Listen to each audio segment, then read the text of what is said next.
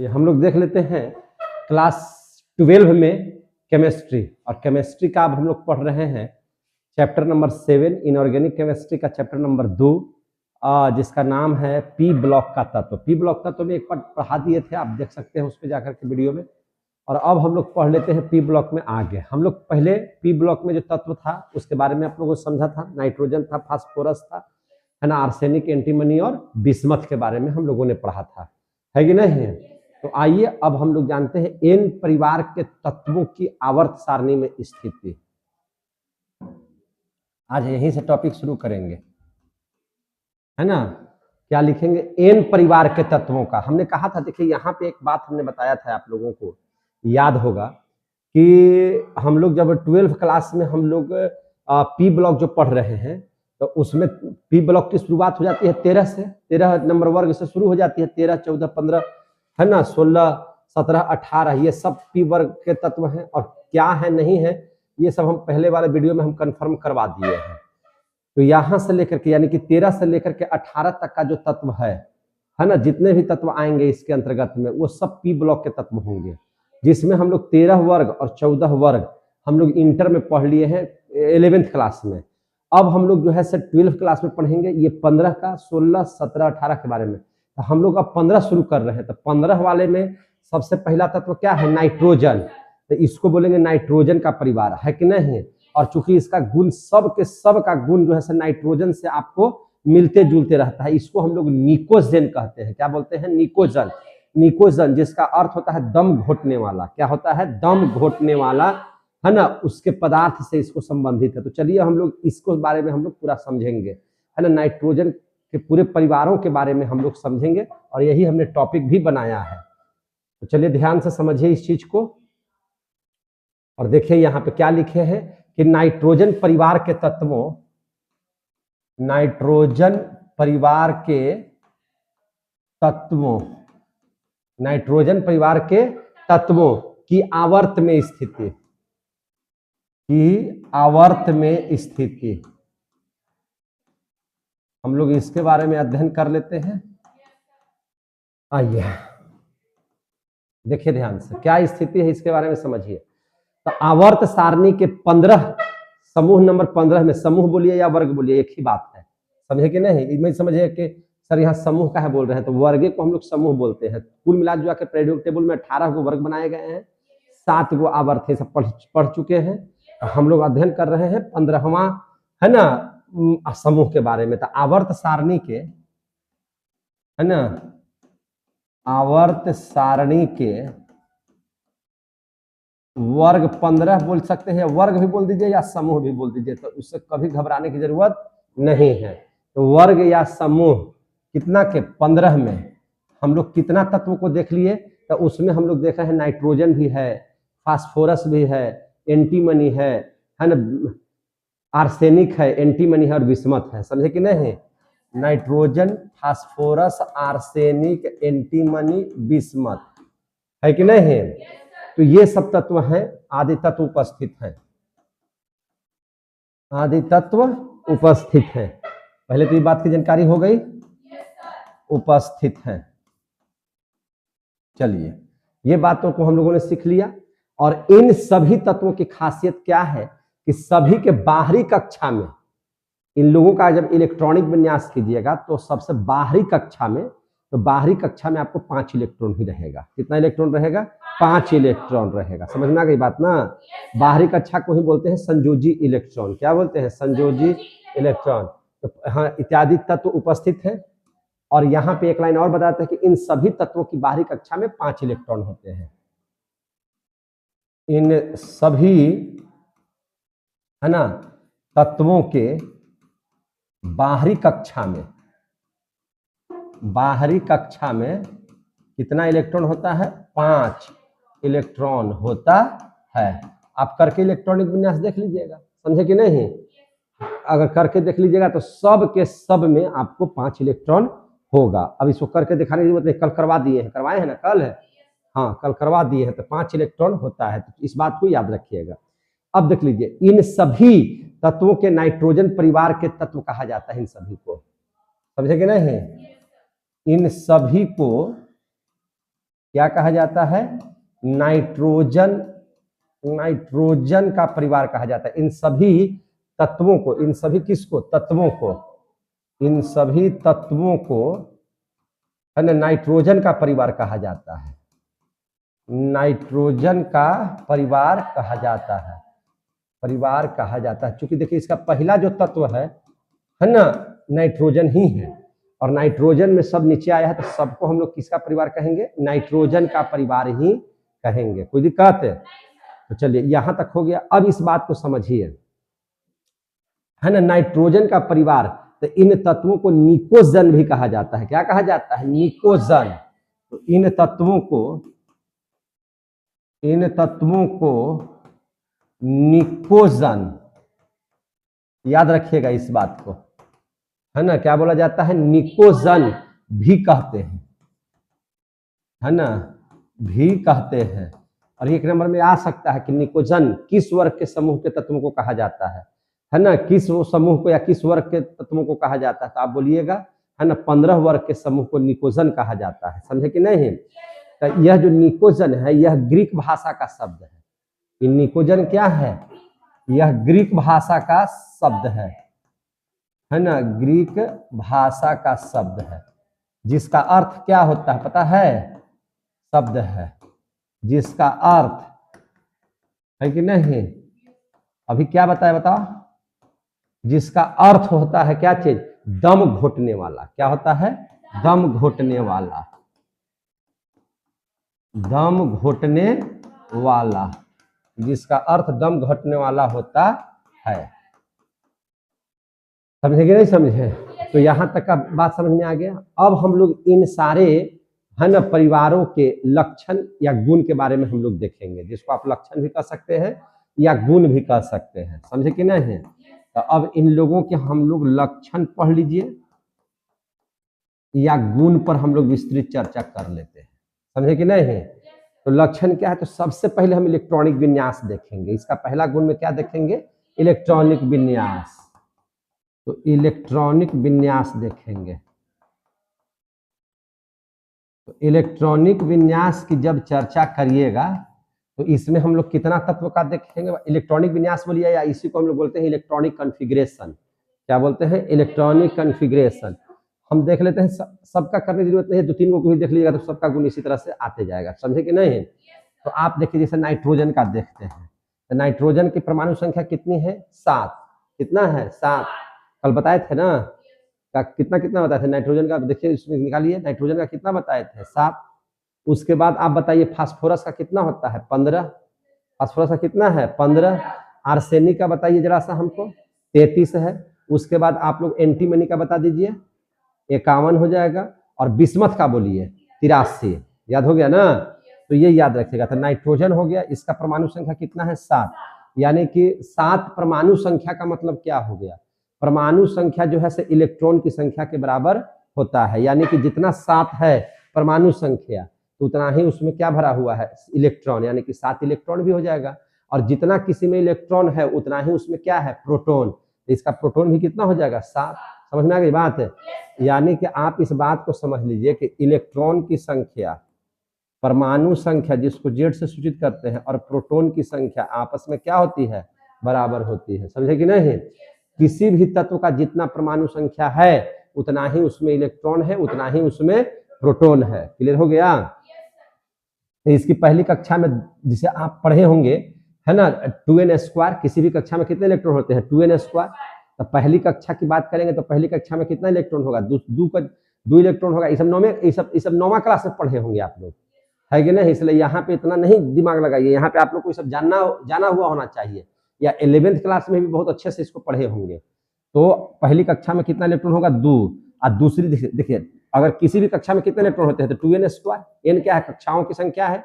अगर पहली कक्षा की बात होगी, पहली अगर कक्षा की बात होगी तो 2 × 1 का स्क्वायर यानी कि 2 इलेक्ट्रॉन।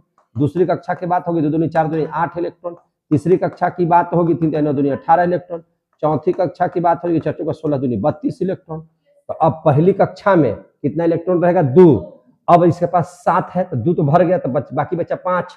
और दूसरी कक्षा में रह सकता है 8। दूसरी कक्षा में जब 8 रह सकता है तो उसके दूसरी कक्षा में 5 इलेक्ट्रॉन नहीं रह सकता है।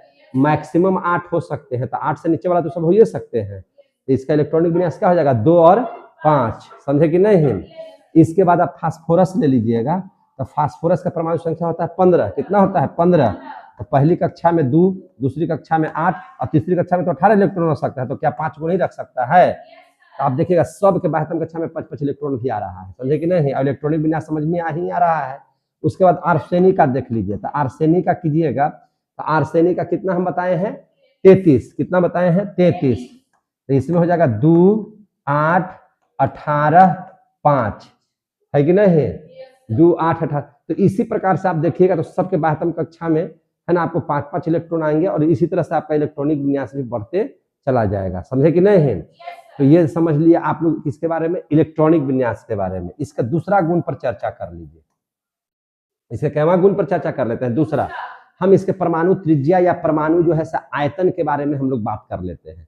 अब इन सभी के परमाणु त्रिज्या और परमाणु आयतन के बारे में, तो अब देख लीजिए परमाणु त्रिज्या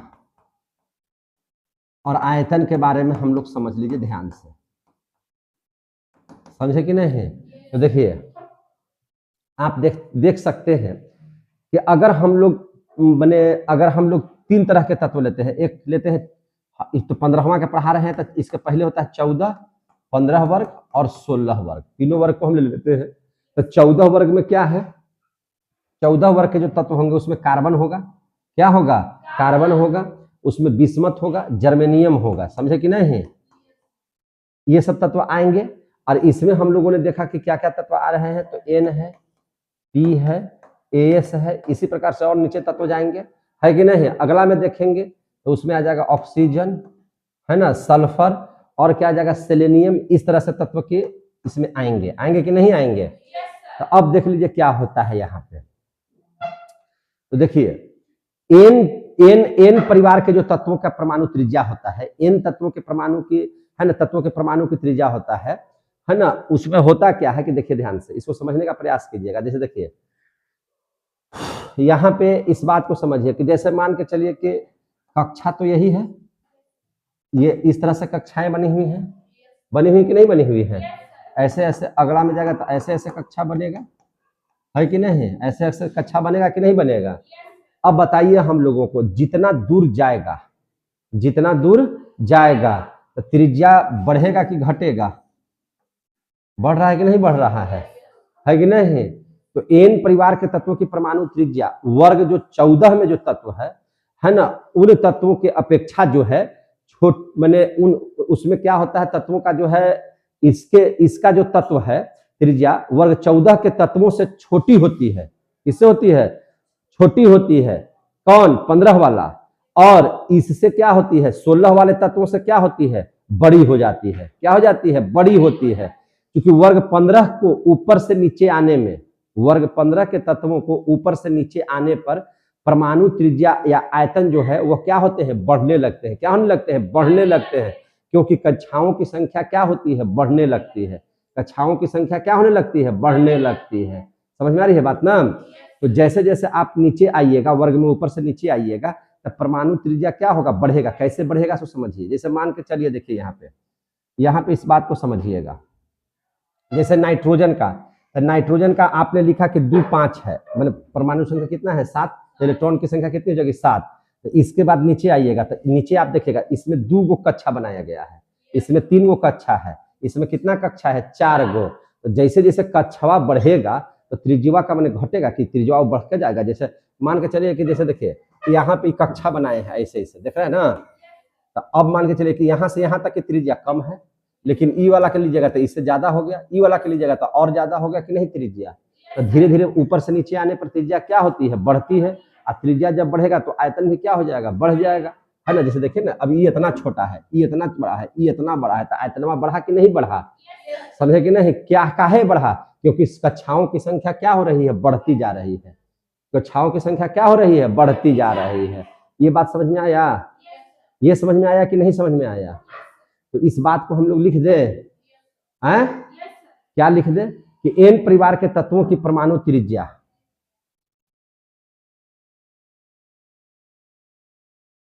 चाहे अहिजे पर लिख देते हैं, छोटा कर देते हैं, नहीं अब 2 गो के अहिजे हटाना पड़ेगा। देखिए ध्यान से, एन परिवार के तत्वों की परमाणु त्रिज्या,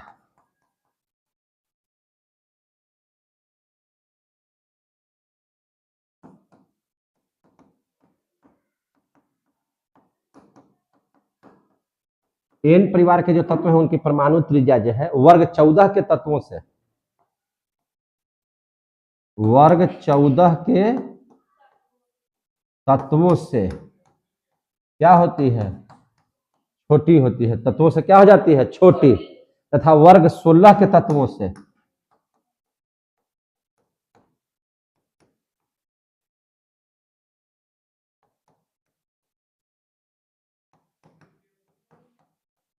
बड़ी होती है। समझे कि नहीं?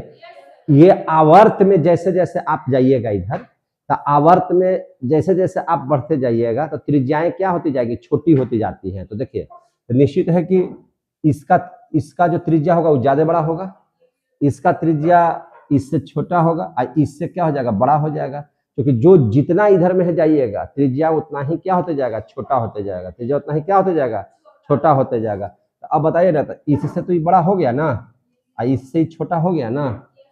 समझे कि नहीं? तो आवर्त में बाएं से दाएं जाने पर त्रिज्याएं घटती जाती है और ऊपर से नीचे जाने पर त्रिज्याएं बढ़ती जाती है। समझ में आ गई बात है? तो वही लिखे, 16 के तत्वों से बड़ी होती है तथा वर्ग 16 के तत्वों से क्या होती है, बड़ी होती है। वर्ग 15 में ऊपर से नीचे जाने पर, नीचे जाने पर वर्ग है ना, नीचे जाने पर क्या होता है, वर्ग 15 में ऊपर से नीचे जाने पर परमाणु त्रिज्या आयतन बढ़ते हैं। परमाणु त्रिज्या और आयतन क्या होते हैं, बढ़ते हैं, है ना। त्रिज्या क्या होते हैं, बढ़ते हैं, क्योंकि कक्षाओं की संख्या क्या होती है, बढ़ती है। क्योंकि कक्षाओं की संख्या बढ़ती है। समझ में आई बात है? जैसे आप देख लीजिए, कार्बन, नाइट्रोजन का कितना होता है, 7। अब आप कार्बन का ले लीजिए, है ना। कार्बन का क्या कर दीजिए, ले लीजिए। तो कार्बन का जब ले लीजिएगा तो कार्बन का परमाणु संख्या कितना होता है, 6। तो इसके पहली कक्षा में कितना इलेक्ट्रॉन, 2, और दूसरी कक्षा में कितना इलेक्ट्रॉन, 4। दूसरी कक्षा में कितना इलेक्ट्रॉन, 4।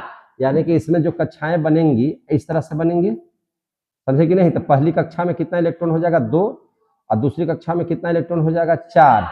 और इसका देख लीजिए, पहली कक्षा में कितना इलेक्ट्रॉन हो जाएगा, 2, और दूसरी कक्षा में कितना इलेक्ट्रॉन हो जाएगा, 5। तो इसमें देखिए कक्षाओं की संख्या तो बढ़ नहीं रही है, समझे कि नहीं। और त्रिज्याएं जो हैं दोनों का क्या हो रहा है, लगभग आप देखिएगा तो देखिए, कहने का मतलब है कि जिसमें सबसे ज्यादा इलेक्ट्रॉन पाया जाएगा, जिसमें इलेक्ट्रॉनों की संख्या क्या होगी, ज्यादा होगी। इलेक्ट्रॉनों की संख्या ज्यादा होगी तो कहने का मतलब है कि वो माने आपको जो है टूटने की जो जिम्मेवारी होगी, जितना ऊपर रहेगा है ना वो कम टूटेगा, और जितना नीचे रहेगा है ना, जितना वो दूर रहेगा वह इलेक्ट्रॉन उतना ही कमजोर होते जाएगा। समझे कि नहीं? तो इस बात को आप ध्यान में रखिएगा। तो चलिए यहां तक की बात समझ में आ गई। और तीसरा गुण हम लोग देख लेते हैं। क्या देख लेते हैं? तीसरा गुण। तीसरा गुण के बारे में समझ ले। तीसरा गुण है भौतिक अवस्था। क्या देख लेते हैं? भौतिक अवस्था। भौतिक अवस्था देख लीजिए क्या है से। भौतिक अवस्था में आप ध्यान से समझिएगा इस चीज को। भौतिक अवस्था के बारे में अगर इसकी चर्चा करेंगे तो देखिए, आपने इतना तत्व को देखा, वर्ग 15 में नाइट्रोजन है, फास्फोरस है, आर्सेनिक है, एंटीमनी है, बिस्मथ है। देख रहे हैं कि नहीं देख रहे हैं? तो आप क्या देखेंगे, यहाँ पे एकदम जो आएगा वो पूरा का पूरा बढ़िया से गैस है। यहाँ पे क्या है, इसकी अवस्था गैसीय अवस्था है। लेकिन यहाँ पे अगर आप आइएगा तो ये पूर्णतः गैस नहीं आपको मिलेगा, मोम जैसा ठोस मिलेगा। किस तरह से मिलेगा? मोम जैसा, है ना। फास्फोरस कैसा रहेगा? मोम जैसा, है कि नहीं? मोम जैसा ठोस टाइप का मिलेगा। पूर्णतः ठोस भी नहीं रहेगा, है ना। गैस तो ही रहेगा ही नहीं पूर्णतः, ये मोम की तरह ठोस रहेगा। लेकिन ये तीनों को आप देखिएगा तो ये एकदम बिल्कुल ठोस रहेगा। तो आप देख रहे हैं ना, धीरे धीरे गैस, फिर कुछ कम, और फिर बहुत ज्यादा। समझे कि नहीं? गैस हो गया तो गैस एकदम हवा टाइप का हो गया, लेकिन ये हवा टाइप का नहीं है, थोड़ा कम है। है ना, यह हल्का मैंने लगेगा कि मोम टाइप का है, आई एकदम ठोस हो जाता है। यानी कहने का मतलब है कि जैसे जैसे हम लोग वर्ग में ऊपर से नीचे आते हैं तो उसकी अवस्थाएं क्या हो जाती है, परिवर्तित होते जाती हैं, धीरे धीरे वह ठोस अवस्था में आते जाता है, समझे कि नहीं। गैस हो गया पहले, फिर उसके बाद हल्का हल्का द्रव्य टाइप का नजर आएगा, और फिर उसके बाद पूर्णतः क्या हो जाएगा, ठोस नजर आने लगेगा, समझे कि नहीं। अब हम लोग जरा सा इसके घनत्व की चर्चा कर लीजिए। किसकी चर्चा कर लीजिए, घनत्व की चर्चा कर लीजिए। तो घनत्व की चर्चा कैसे करेंगे, देखिए घनत्व का मतलब होता है डेंसिटी, और घनत्व बराबर होता है द्रव्यमान बटा आयतन। घनत्व बराबर क्या होता है, द्रव्यमान बटा आयतन। पढ़े हैं कि नहीं पढ़े हैं, है ना, द्रव्यमान बटा आयतन, ये होता है घनत्व की परिभाषा। अब इस बात को समझिएगा, वर्ग में अगर ऊपर से नीचे आइएगा, जब भी वर्ग की चर्चा होगी तो ऊपर से नीचे, अब आवर्त की चर्चा हुई तो बाएं से दाएं है। तो वर्ग में अगर ऊपर से नीचे आइएगा, तो नीचे आने पर घनत्व जो है क्रमिक रूप से क्या होते जाएगा, बढ़ते जाएगा। क्या होते जाएगा, बढ़ते जाएगा, है ना। अब देख लीजिए, इस बात को हम लिख देते हैं कि वर्ग में ऊपर से नीचे, वर्ग में ऊपर से नीचे जाने पर, वर्ग में ऊपर से नीचे जाने पर घनत्व क्या होता है, बढ़ता है। घनत्व क्या होता है, बढ़ता है ना। घनत्व क्या हो जाएगा, बढ़ेगा, क्योंकि इलेक्ट्रॉन की संख्या ज्यादा हो जाएगी। इलेक्ट्रॉन की संख्या कक्षाओं में क्या होते जाती है, बढ़ ज्यादा होते जाएगी। कम जगह में अगर ज्यादा इलेक्ट्रॉन है तभी ना कहते हैं कि घनत्व बढ़ रहा है।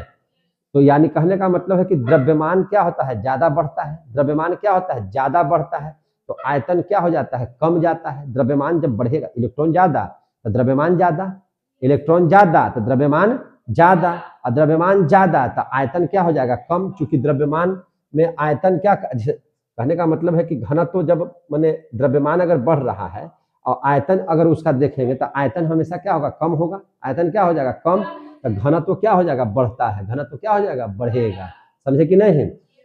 इस बात को भी लिख देते हैं, है ना। क्या लिख देते हैं कि द्रव्यमान ज्यादा बढ़ता है ना, द्रव्यमान ज्यादा बढ़ता है तो आयतन क्या हो जाता है, कम। आयतन क्या होगा, कम, तो इसलिए क्या हो जाता है, घनत्व, घनत्व बढ़ता है। घनत्व क्या होता है, बढ़ता है। समझ में आ गई बात। अब देख लीजिएगा हम लोग है ना। अब हम लोग क्या देख लीजिएगा, पांचवा, क्या देख लीजिएगा, पांचवा।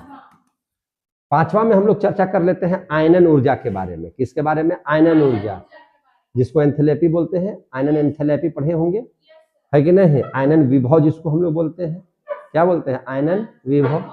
आयनन ऊर्जा, आयनन विभव, आयनन एंथैल्पी, आयनन ऊर्जा, आयनन विभव, और क्या चीज, आयनन एंथैल्पी।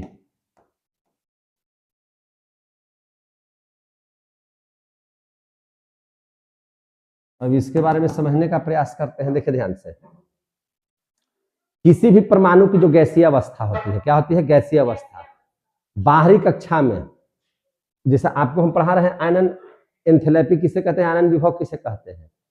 तो किसी परमाणु का जो गैसीय अवस्था है, क्या है, गैसीय अवस्था में बाहरी कक्षा में एक इलेक्ट्रॉन को निकालते हैं, और एक इलेक्ट्रॉन को निकालने के लिए, समझ में आ रही है बात ना, एक इलेक्ट्रॉन को निकालने के लिए जितनी ऊर्जा की आवश्यकता होती है, जितनी ऊर्जा की आवश्यकता होती है, उसे परमाणु का हम लोग क्या कहते हैं, आयनन विभव कहते हैं।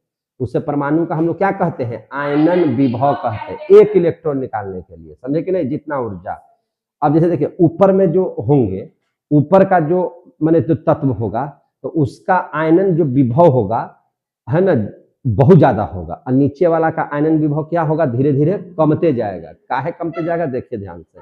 तो सबसे पहले हम लोग आयनन विभव या आयनन एंथैल्पी या आयनन ऊर्जा कहते किसको है, तो ये बात को लिखे थे, किसी परमाणु की गैसीय अवस्था।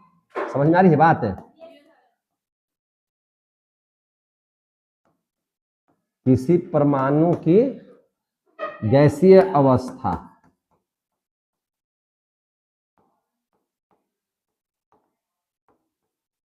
है ना, किसी परमाणु की गैसीय अवस्था में बाहरी कक्षा, बाहरी कक्षा से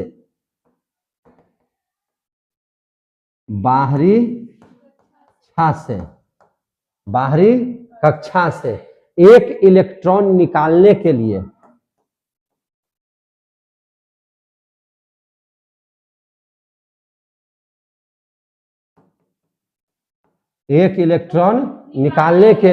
जितनी ऊर्जा की आवश्यकता होती है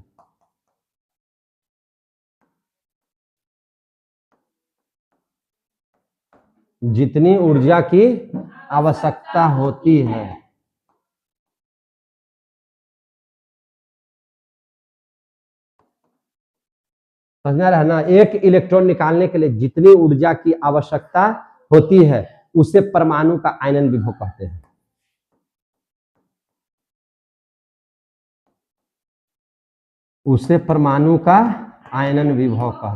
ये तो समझ में आ गया बात। जितना ऊर्जा लगे वही उसका क्या कहलाएगा, आयनन विभव। अगर हम वर्ग 15 का तत्व पढ़ रहे हैं तो वर्ग 15 में है ना, वर्ग 15 या समूह 15 में ऊपर से नीचे आने पर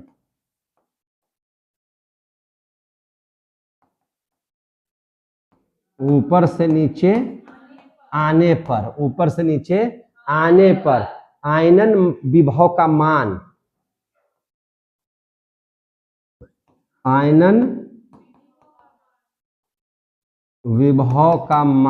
क्रमिक रूप से घटता है।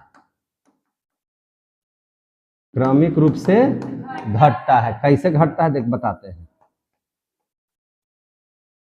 क्रमिक रूप से क्या होता है, घटता है।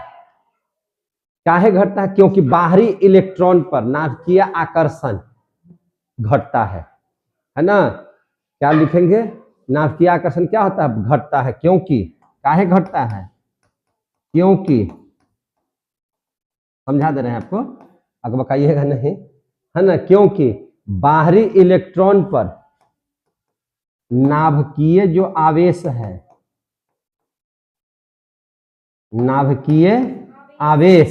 ये क्या होता है, उसका आकर्षण घटता है। नाभिकीय आवेश का आकर्षण क्या होता है, घटता है। समझ में आ गई बात है। तो इस बात को और बढ़िया से समझ लीजिए। देखिए आप यहाँ पे देखिए ध्यान से, कोई कक्षा हम बना रहे हैं, ठीक है ना, ऐसे ऐसे, ठीक है। एक कक्षा है कि नहीं है, फिर नीचे वाला में जाएंगे, इसे 2 कक्षा था, पहला वाला में 2 कक्षा हुआ, 2 5, दूसरा का अरे नाइट्रोजन का 2 कक्षा में पूरा हो जा रहा है। अगर आप फास्फोरस लीजिएगा तो उसका कितना कक्षा बनेगा, 3। समझ में आ रही है बात ना। अगर मान के चलिए कि आप आर्सेनिक लीजिएगा तो आर्सेनिक के लिए आपको 1 2 3 4 कक्षा बनाना पड़ेगा। आप ले लीजिएगा एंटीमनी तो 1 2 3 4 5 कक्षा बनाना पड़ेगा। बिस्मथ ले लीजिएगा तो आपको और कक्षा क्या होना पड़ेगा, बढ़ाना पड़ेगा। 1 2 3 4 5 6 कक्षा होना चाहिए।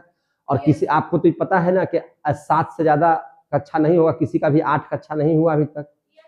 अब देख लीजिए यहाँ पे जो बाहरी कक्षा में जो इलेक्ट्रॉन होंगे, यहाँ पे जो इलेक्ट्रॉन आपको दिखाई दे रहे हैं, अब देखिए ध्यान से, इस इलेक्ट्रॉन का प्रोटॉन से यानी कि नाभिक से दूरी कम है, यहाँ का दूरी इतना ही है। तो अब बताइए इसका आकर्षण बहुत ज्यादा होगा यहाँ से, तो इसका इलेक्ट्रॉन को अगर आप बाहर निकालते हैं, एक इलेक्ट्रॉन को क्या करते हैं, बाहर निकालते हैं, तो इसमें ऊर्जा ज्यादा लगेगा कि कम लगेगा, तो बहुत ज्यादा लगेगा। जबकि यहां से इलेक्ट्रॉन अगर आप निकालते हैं तो यहां से इसकी दूरी बहुत ज्यादा है, तो दूरी ज्यादा है तो आकर्षण कम, दूरी ज्यादा है तो आकर्षण कम। तो यहाँ के इलेक्ट्रॉन को निकालने के लिए उतना ऊर्जा नहीं लगेगा जितना यहाँ के इलेक्ट्रॉन को निकालने में लग रहा है। आ रहा समझ में।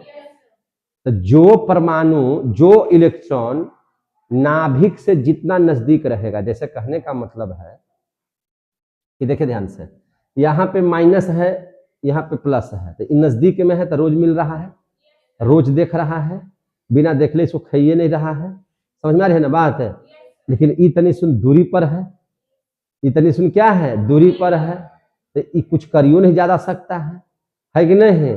तो इसका जो आकर्षण होगा, और इसका जो आकर्षण होगा, दोनों में आसमान जमीन के फर्क होगा, इसमें आकर्षण बल कम लगेगा, तो इसलिए एक इलेक्ट्रॉन को यहां से निकालिएगा तो कम ऊर्जा, और इसमें ज्यादा निकालेगा तो ज्यादा ऊर्जा। अब आपसे पूछेंगे इसमें इलेक्ट्रॉन निकालने में ज्यादा ऊर्जा लगेगा कि इसमें ज्यादा लगेगा, तो नहीं, तो ई वाला के ज्यादा लगेगा, कहे कि इसकी दूरी जो है, आकर्षण बल जो है कम काम करेगा इसका तीसरा का, और इसका ज्यादा काम करेगा। समझ में आ रही है ना बात है? तो वही हम लिखे हैं, देखिए ध्यान से, तो वर्ग 15 में ऊपर से जैसे जैसे नीचे आइएगा आयनन विभव का मान क्रमिक रूप से क्या होते जाएगा, घटते जाएगा।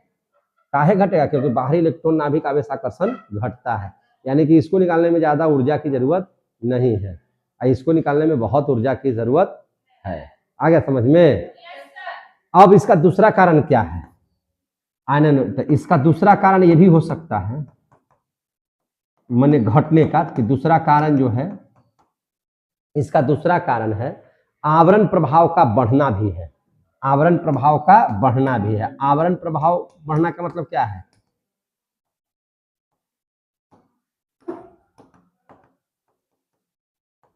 आवरण प्रभाव का बढ़ने का मतलब क्या है? आवरण प्रभाव क्या है? अब आपसे कुछ पूछ दिया कि ये आवरण प्रभाव क्या है, तो आवरण प्रभाव का मतलब होता है आंतरिक इलेक्ट्रॉन। क्या चीज? आंतरिक इलेक्ट्रॉन मतलब होता है अंदर का इलेक्ट्रॉन, समझे कि नहीं? बाह्य इलेक्ट्रॉन का विरोध करता है, याद रखिएगा। आंतरिक जो इलेक्ट्रॉन है, अंदर का जो इलेक्ट्रॉन है, बाहर वाला इलेक्ट्रॉन का क्या करता है? विरोध, समझे कि नहीं? ये चाहता है अंदर वाला कि हम खुद नाभिक की ओर आकर्षित होते रहे। बात समझ आ रही ना? हम खुद नाभिक की ओर आकर्षित रहे, इसी को कहते हैं हम लोग क्या चाहिए? आवरण प्रभाव। देखिए ये जो है, यहां पे तो सब इलेक्ट्रॉने होगा, बाहरी कक्षा में प्रोटॉन तो आपका अंदर में होगा। अब प्रोटॉन का सब कुछ चाहता है कि हम प्रोटॉन का चक्कर हम ही लगाएं, हम ही इसको देखें, ये हमर रहे। यही खुदे अपने इलेक्ट्रॉनवा, अपने ही जो बाहर में जो इलेक्ट्रॉन है उसका विरोध करता है। इसके अंदर में यहां पर का इलेक्ट्रॉन इधर वाला का विरोध करेगा, यहां पर का इलेक्ट्रॉन इधर वाला का विरोध करेगा। समझ में आ रही है ना बात है? जो जहां पे है, जैसे यहां का इलेक्ट्रॉन है गाते, इसका विरोध करेगा। ये चाहेगा कि हम प्रोटॉन के पास रहे। बात समझ आ रही ना? जैसे कोई राजा के 4 गो रानी है, तो हर एक रानी चाहती है कि राजा हमरे ज्यादा आकर्षित रहे, है ना, हमरे पर ज्यादा मुहाए, हमरे पर ज्यादा लुभाए। और इसके लिए वो क्या करते हैं? अपने ही इलेक्ट्रॉनों का, अपने ही समाज का विरोध करते हैं। जैसे आज देखिए ना, नेतागिरी में भी तो यही ना होता है। सबको चाहता है कि हम मुख्यमंत्री के जस्ट बगल में रहे, सबको चाहता है कि सब पब्लिक चाहता है कि हम अपने विधायक के नजदीकी बनल रहे, है कि नहीं? सबको ये बात चाहता है, दूसरा को सटने नहीं देना चाहता है, अपने ही समाज का विरोध करता है। तो बस इलेक्ट्रॉन भी यही करता है कि आंतरिक जो इलेक्ट्रॉन रहता है वो अपने से बाहर वाले इलेक्ट्रॉन का क्या करता है? विरोध। वह क्या करता है? विरोध। और खुद नाभिक की ओर आकर्षित रहता है। वह खुद क्या करता है? नाभिक की ओर आकर्षित। इसी को क्या कहते हैं? आवरण प्रभाव। आ गया समझ में? अब इसको लिख देना है, कैसे लिखे? अभी बात को लिख दीजिए, अब इसी बात को लिख दीजिए कि आंतरिक इलेक्ट्रॉन, क्या लिख दें? आंतरिक इलेक्ट्रॉन। हमको लग रहा है कि समझ में आ रहा होगा आप लोग को। आंतरिक इलेक्ट्रॉन बाह्य इलेक्ट्रॉन का विरोध करता है।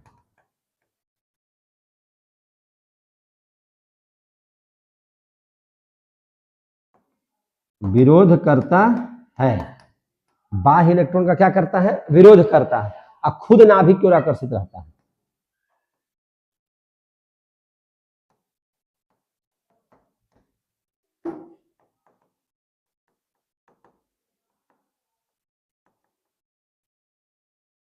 खुद नाभिक की ओर क्या रहता है? आकर्षित रहता है। उन्हें हम लोग क्या कहते हैं? आवरण प्रभाव।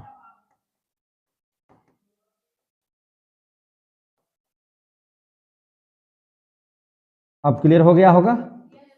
उसे क्या कहते हैं? आवरण प्रभाव। समझ में आ रही है बात ना? अब देख लीजिए, अब कुछ इसमें और बताते हैं, अलग नोट बना देते हैं आपको। नोट देखिए ध्यान से, परमाणु का जो आयनीकरण होगा या आयनन होगा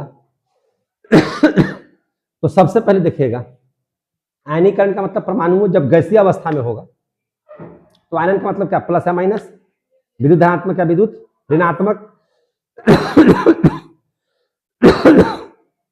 इसी घटना को हम लोग क्या कहते हैं, प्लस या माइनस में होना आयनीकरण कहलाता है। क्या कहलाता है, आयनीकरण कहलाता है। समझे कि नहीं। अब देखिए यहाँ पे आयनीकरण समझ लीजिए, परमाणु का आयनीकरण देख लीजिए।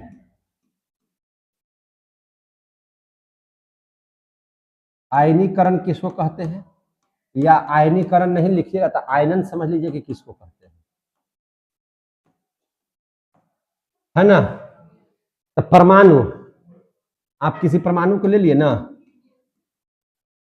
परमाणु आप ले लिए, तो परमाणु का आयन में बदल जाना, किस में बदल जाना, आयन में। आयन बोले तो या तो पॉजिटिव या निगेटिव, है कि नहीं। इसी घटना को क्या कहते हैं, आयनीकरण। इसी घटना को आयनीकरण कहते हैं, आयनीकरण कहते हैं। क्लियर हो गया।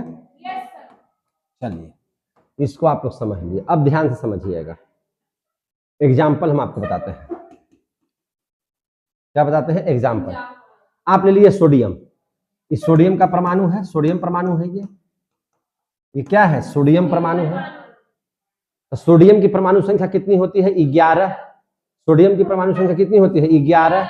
11 बोले, 11 बोले तो इसमें इलेक्ट्रॉन की संख्या या प्रोटॉन की संख्या दोनों कितना हो जाएगा, 11। यानी कि 11 है तो 11 का मतलब क्या हो गया कि प्रोटॉन की संख्या कितना है, 11। समझ में आ रही है ना बात है। और 11 प्रोटॉन है तो 11 को क्या रहेगा, इलेक्ट्रॉन। तो जितना प्रोटॉन और जितना इलेक्ट्रॉन होगा तो यह क्या हो जाएगा, उदासीन। यह क्या हो जाएगा, उदासीन, कोई आवेश नहीं रहेगा, न प्लस का रहेगा न माइनस का रहेगा। समझ में आ रही है बात है। तो यह क्या हो जाएगा, उदासीन। क्या हो जाएगा, उदासीन। लेकिन यह क्या करेगा, एक इलेक्ट्रॉन का त्याग कर देगा। सोडियम क्या कर देगा, एक इलेक्ट्रॉन का त्याग। इलेक्ट्रॉन को हम लोग ई के ऊपर माइनस दे देते हैं, इसी को इलेक्ट्रॉन बोलते हैं, क्योंकि इलेक्ट्रॉन जो है सर ऋणात्मक आवेश रखता है। क्या रखता है, ऋणात्मक आवेश। और प्रोटॉन हमेशा क्या रखता है, पॉजिटिव आवेश। तो सोडियम क्या किया कि एक इलेक्ट्रॉन को क्या कर दिया, त्याग कर दिया। एक इलेक्ट्रॉन का क्या कर दिया, त्याग। त्याग क्यों करेगा, तो इसका देखिए, इसका अगर विन्यास कीजिएगा 11 का तो 2 8 1। प्रत्येक तत्व यह चाहता है कि हमारे बाहरी कक्षा में 8 इलेक्ट्रॉन रहे। प्रत्येक तत्व क्या चाहता है, हमारे बाहरी कक्षा में 8 इलेक्ट्रॉन रहे। 8 इलेक्ट्रॉन इसलिए रखना चाहता है कि वह अपना अस्थायित्व बनाना चाहता है ना। अपना जो है अस्थायित्व का मतलब क्या हो गया कि वह चाहता है कि हम इस देश के नागरिकता हमको मिल जाए, है कि नहीं। नागरिकता मिलने का मतलब क्या है कि हमको इस देश पर उतना ही अधिकार रहे जो आम आवाम का अधिकार है। समझे कि नहीं। हम भी लोकतंत्र में अपनी बातों को रखें, तो उस अस्थायित्व को बनाने के लिए, उसकी नागरिकता, किसी देश की नागरिकता को बनाने के लिए देश का जो नियम कानून है उसका पालन करना पड़ता है। रहता है कि इतना दिन में आप रहिएगा तो आप यहाँ देश के नागरिक बन जाइएगा, है कि नहीं। आपका जन्म यहाँ होना चाहिए।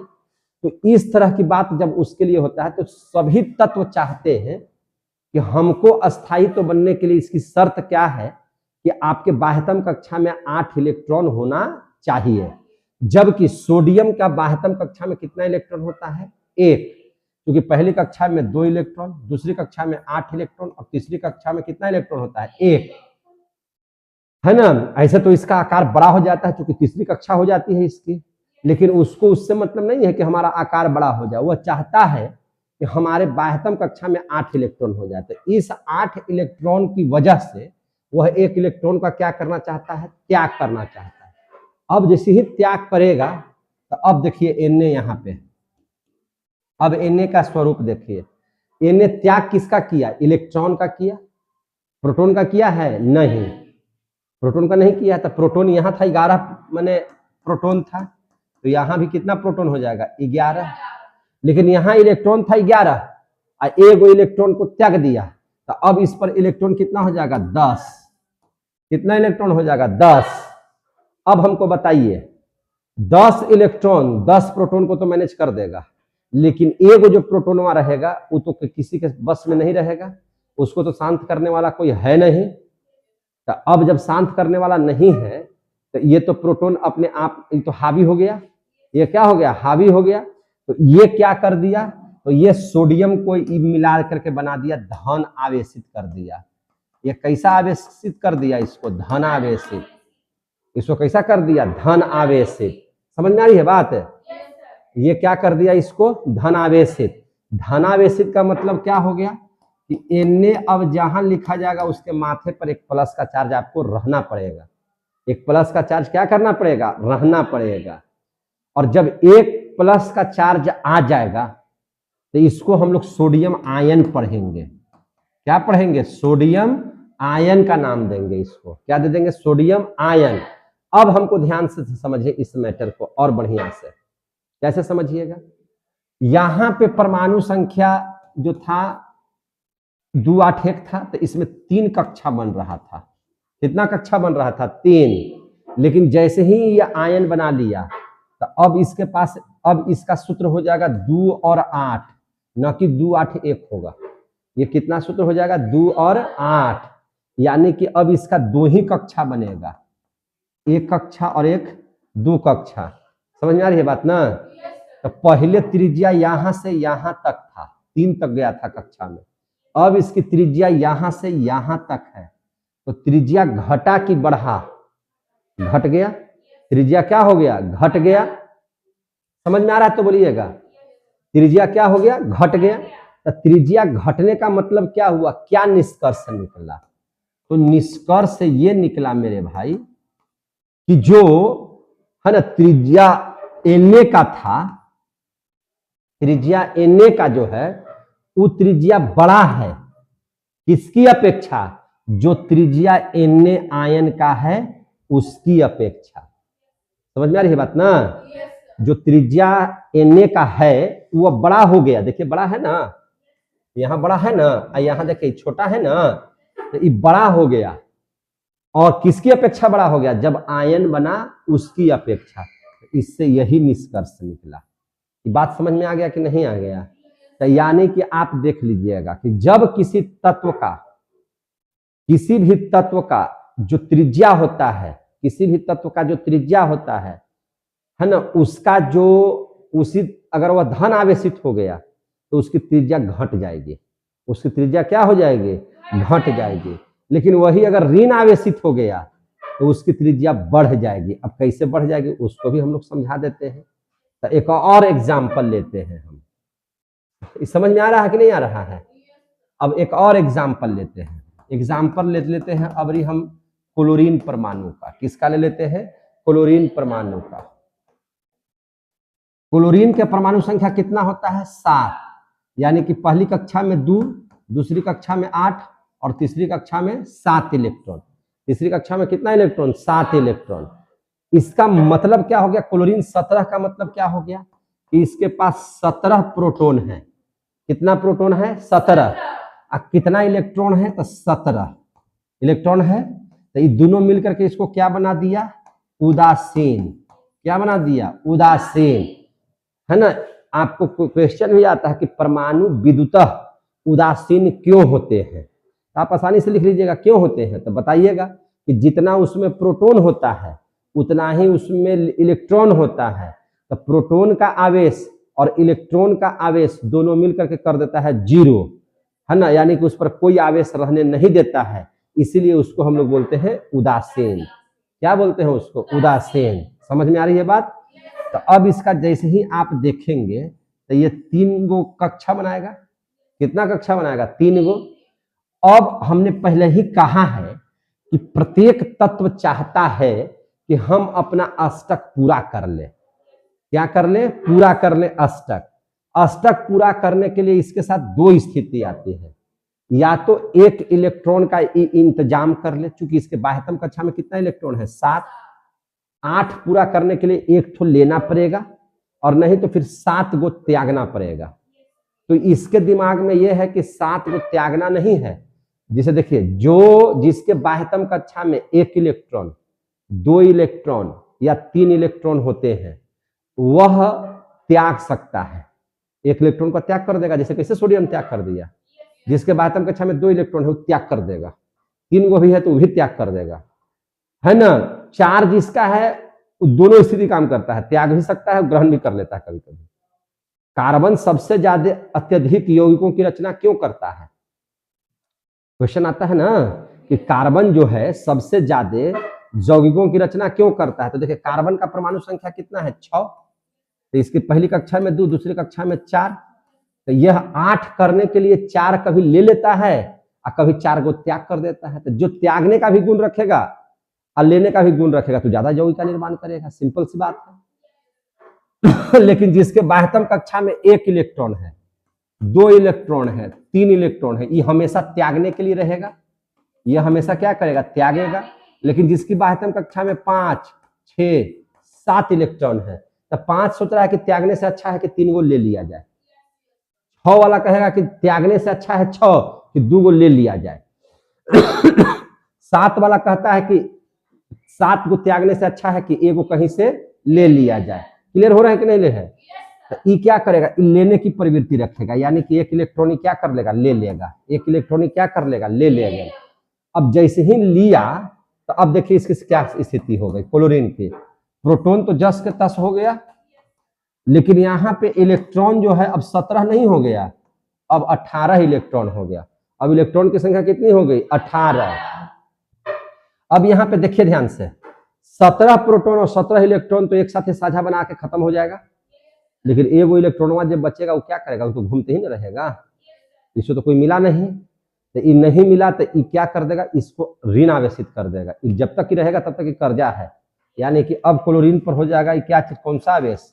ऋणावेशित हो जाएगा। यह क्लोरीन क्या हो जाएगा? ऋणावेशित। ऋणावेशित का मतलब हो गया क्या चीज? क्लोरीन पर हमेशा ऊपर में माइनस का चार्ज लगल रहेगा, और इसी को बोलते हैं आयन। क्या बोलते हैं? आयन। तो यहाँ पे क्लोरीन क्या हो गया? आयन है। यहाँ पर सोडियम क्या है? आयन है। अब इसका देखिए जरा सा, अब इसको जैसे ही हम लोग, कक्षा तो 3 रहेगा, लेकिन इलेक्ट्रॉन की संख्या हो जाएगा 2, 8, 8, 8 2 10, अब 8 18 हो गया कि नहीं हो गया? अब इसका होगा क्या चीज कि देखिए, कहने का मतलब है कि शरीर का, जैसे बहुत सारे ऐसे आदमी होंगे कि आप ही के शरीर कद काठी के होंगे, उतना ही लंबाई, इतना ही चौड़ाई और इतना ही सब कुछ, लेकिन वजन में आपसे ज्यादा होंगे। वजन में आपसे क्या हो जाएंगे? ज्यादा। कोई जरूरी है कि हर 6 फीट का व्यक्ति हमरे वजन का होगा? घट भी सकता है, ज्यादा भी हो सकता है। यानी कहने का मतलब है कि है तो 3 कक्षा, लेकिन यहाँ पे है 2, 8, 7 और यहाँ पर है 2, 8, 8। कुछ तो फैला, अरे कुछ तो फैला होगा, चाहे अंदर से चाहे बाहर से। जब ज्यादा इलेक्ट्रॉन है तो कुछ तो ज्यादा निश्चित है कि गुब्बारा जैसा फूला होगा, कुछ फूला होगा, लेकिन कुछ तो ज्यादा होगा ना इससे। तो कुछ ज्यादा का मतलब क्या हो गया? निष्कर्ष क्या निकला? तो निष्कर्ष ये निकला कि जो त्रिज्या क्लोरीन का है उससे ज्यादा बड़ा होता है त्रिज्या क्लोरीन आयन का। समझ में आ गया बात है? तो आपसे पूछा जाएगा कि धन आवेशित और ऋण आवेशित में क्या है? तो धन आवेशित में त्रिज्या छोटी और ऋण आवेशित में त्रिज्या बड़ी हो जाती है। क्लियर हो गया कि नहीं हो गया? समझ में आ रहा है तो बोलिएगा, कोई दिक्कत है?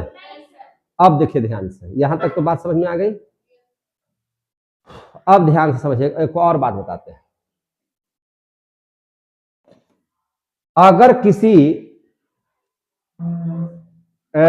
इलेक्ट्रॉन पर, मैंने देखिए ध्यान से, अगर ये कक्षा है, यहाँ पे इलेक्ट्रॉन विचरण कर रहा है। क्या कर रहा है? इलेक्ट्रॉन विचरण कर रहा है। मान लिया कि इलेक्ट्रॉन है, इलेक्ट्रॉन है। अब हम लोग कोई बाहरी इलेक्ट्रॉन को इसमें टकराते हैं, कोई बाहर से इलेक्ट्रॉन को यहाँ पे आकर के धक्का मरवाते हैं, तो वो धक्का मरवाएगा तो कहाँ पे जाएगा? समझेगी नहीं? वो कहाँ टकराएगा? तो हमेशा यहाँ वाले इलेक्ट्रॉन पर ही टकराएगा। हमेशा कहाँ टकराएगा? इलेक्ट्रॉन, बाहरी कक्षा के ही इलेक्ट्रॉन पर टकराएगा। समझे कि नहीं? कैसे बाहरी कक्षा के इलेक्ट्रॉन पर टकराएगा? क्योंकि देखिए, इलेक्ट्रॉन जो नाभि के चारों ओर चक्कर लगाते हैं, काफी स्पीड में लगाते हैं। कैसे लगाते हैं, काफी स्पीड में लगाते हैं। जैसे वो टकराना ही है इलेक्ट्रॉन को, इलेक्ट्रॉन भेजा जाएगा तो ये टकराएगा ही टकराएगा। क्यों टकराएगा, और टकराएगा तो उसका वेग को क्या कर देगा, तेज कर देगा, और क्या कर देगा, उसका वेग को और क्या कर देगा, हाई कर देगा, है कि नहीं। और उसके अति अपकेंद्रित बल जो है, अभिकेंद्रित जो बल है, उस अभिकेंद्रित बल को क्या कर देगा, कन्फिगुरेशन फोर्स जिसको बोलते हैं हम लोग, उसको क्या कर देगा, सेंट्रीफ्यूगल फोर्स उसको बोलते हैं, है ना। अभिकेंद्रक बल को क्या बोलते हैं, सेंट्रीफ्यूगल फोर्स बोलते हैं। उसका सूत्र क्या होता है, mv²/r पढ़े हैं कि नहीं पढ़े हैं। जब वेग कोई क्या कर देगा, बढ़ा देगा। काहे बढ़ जाएगा, तो जैसे ही इलेक्ट्रोड इसमें जाएगा तो त्रिज्या जो है, मैंने इसका जो है, इसके स्पीड को इसलिए बढ़ा देगा, ठीक उसी प्रकार से, है कि नहीं, मैंने उसका सीधा स्पीड को बढ़ा देगा। और टकराने की जो सवाल है, वो टकराएगा ही टकराएगा किसी न किसी इलेक्ट्रॉन पर। काहे टकराएगा, स्थिति समझ, जैसे पंखा है, ये क्या है, पंखा है। अभी अगर देखिए, पंखा में 3 डायना लगा हुआ है, बिजली तो नहीं है। अगर फेंकिएगा किसी चौक को, तो अभी फेंकिएगा तो डायना में टकराएगा, नहीं तो इसके बीच से निकल जाएगा, इसके बीच से निकल जाएगा। और अभी आप देखिएगा कि अगर इसके सामने वाला जो दीवार है उसको आप देख नहीं पाइएगा, इसे सामने वाला दीवार को देख पाइएगा, नहीं देख पाइएगा, है कि नहीं। इस डायना के सामने वाला दीवार को नहीं देख पाइएगा, उस डायना के सामने वाला दीवार को नहीं देख पाइएगा। लेकिन जैसे ही करंट शुरू हो जाएगा और ये डायना नाचेगा, तो आपको डायना नहीं दिखाई देगा, आपको ई पट्टी से ऊ पट्टी सब दीवार दिखाई देगा। लेकिन अगर चौक फेंकिएगा, तो अभी तो जैसे मान लीजिए कि पार कर जाएगा इधर से इधर से इधर से, लेकिन उसमें कभी नहीं पार करेगा, किसी न किसी से वो टकराएगा ही टकराएगा, कोई ना कोई डायना से उसको टकराना ही है। क्लियर हो रहा है कि नहीं हो रहा है। तो जब इसकी स्पीड या इसमें गति नहीं है, तो अगर अभी हम चौक को फेंके, समझे कि नहीं, अगर अभी हम चौक को माना जाए कि किसी चीज को हम ऐसे करके फेंक रहे हैं, देख रहे हैं ना, ऐसे फेंक रहे हैं, तो क्या टकराया ये, अब अभी अहिया पर फेंक रहे हैं तो ये टकराई हो सकता है। और अहिया फेंक दिए, डायना के इर्द गिर्द में फेंक दिए, तो टकराया नहीं, टकराया। लेकिन आप याद रखिएगा, लेकिन जैसे ही डायना नाचेगा और किसी वस्तु को आप फेंकिएगा, कभी भी सीधा पार नहीं करेगा, वो किसी न किसी चीज में टकराएगा। उसी प्रकार से इलेक्ट्रॉन है, इलेक्ट्रॉन जब पूरा स्पीड में नाचते रहता ही है, उसका काम है घूमना, है कि नहीं। तो जब भी आप इलेक्ट्रॉन भेजिएगा तो वह किसी न किसी से टकराएगा और उसके स्पीड को क्या कर देगा, बढ़ा देगा, वेग को बढ़ा देगा। वेग जब बढ़ेगा तो इसका जो अभिकेंद्रक बल है वो भी क्या हो जाएगा, बढ़ जाएगा, वो भी क्या हो जाएगा, बढ़ जाएगा। समझे कि नहीं है, इसी की वजह से बढ़ जाएगा। इसको हम लोग कहते हैं सेंट्रीफ्यूगल फोर्स, अभिकेंद्रक बल लगेगा और बढ़ जाएगा, ठीक है ना। अब हम यहाँ पे क्वेश्चन पूछते हैं। क्वेश्चन क्या पूछते हैं कि सबसे ज्यादा कौन ऐसा कण है ना, जो इस पर टकराएगा तो उसके स्पीड को बहुत ज्यादा कर देगा। इसमें से आपको हम देते हैं कि यहाँ पे हम अल्फा कण डाल दिए, क्या डाल दिए, अल्फा कण, है कि नहीं, या हम लोग इसको डाल देते हैं बीटा कण, है ना, क्या डाल देते हैं, बीटा कण, है ना, या हम लोग गामा कण को डालते हैं। समझ में आ रही है बात है, गामा कण, समझे कि नहीं। या हम लोग इलेक्ट्रॉन को टकराते हैं, या हम लोग जो है से प्रोटॉन को टकरा देते हैं, या न्यूट्रॉन को टकरा देते हैं। न्यूट्रॉन इसी न्यूट्रॉन है कि नहीं, न्यूट्रॉन को देखिए सबसे कौन ऐसा चालक है, इसमें कौन ऐसा कण है जब यह बाहरी किसी भी तत्व के परमाणु के बाहरी कक्षा के इलेक्ट्रॉन से टकराएगा, है ना, तो इसका जो है से और तेज कर देगा इसके स्पीड को, या इसके और बढ़िया से काम करेगा। कौन ऐसा कण को टकराने पर होगा ऐसा, तो अगर हम आपको देखिए ये वाला कण टकराएंगे तो ये भारी कण है, ये टकराएगा तो इसका स्पीड को क्या कर देगा, कम कर देगा। ये जो है ये क्या है, बीटा, तो इतना नहीं हल्का है कि इसको कोई प्रभाव नहीं पड़ेगा। ये क्या है, इसका कोई प्रभाव इस पर नहीं पड़ेगा। और गामा किरण क्या है, तो गामा किरण जो है इसका स्पीड ही नहीं है, ये एकदम न्यूट्रल है, इससे फेंकने से कोई फायदा है ही नहीं, समझे कि नहीं। आज इलेक्ट्रॉन को अगर आप इसमें टकराइएगा तो इलेक्ट्रॉन जो है वह बीटा वाला थ्योरी पर काम करता है, अधिक ये जो बीटा किरण है उसकी थ्योरी पर काम करता है, समझे कि नहीं। ये जो प्रोटॉन है चूंकि धन आवेशित है, इलेक्ट्रॉन में टकराएगा, जो भी प्लस वाला है वो टकराएगा तो उसका स्पीड को क्या कर देगा, कम। लेकिन जिस पर किसी भी तरह का कोई आवेश नहीं है, हल्का भी बहुत ज्यादा नहीं है और भारी भी बहुत ज्यादा नहीं है, तो सबसे अच्छा कण क्या हो जाएगा, न्यूट्रॉन का। न्यूट्रॉन जब इसके टकराएगा तो इसका जो है बहुत अच्छा काम करेगा, यानी कि चारों ओर इलेक्ट्रॉन जो घूम रहा है उसके स्पीड को और ये क्या कर सकता है, बढ़ा सकता है। क्लियर हो गया कि नहीं हो गया। अब पढ़ लेते हैं विद्युत ऋणात्मकता, 7वां गुण, जिसको कहते हैं विद्युत ऋणात्मकता। इसको क्या बोलते हैं, विद्युत ऋणात्मकता। विद्युत ऋणात्मकता क्या है, ध्यान समझिए। देखिए विद्युत ऋणात्मकता के बारे में समझ लीजिए। किसी परमाणु द्वारा, क्या बोल रहे हैं, किसी परमाणु द्वारा सहसंयोजक बंधन के इलेक्ट्रॉन युग्म को, सहसंयोजक बंधन हम लोग बनाते हैं ना, सहसंयोजक बंध के द्वारा कोई भी यौगिक का निर्माण करते हैं, तो किसी परमाणु द्वारा सहसंयोजक बंध के इलेक्ट्रॉन युग्म को अपनी ओर आकर्षित करने की क्षमता, अपनी ओर आकर्षित करने की क्षमता क्या कहलाती है, विद्युत ऋणात्मकता कहलाती है। क्लियर हो गया। तो विद्युत ऋणात्मकता की परिभाषा क्या है, किसी परमाणु द्वारा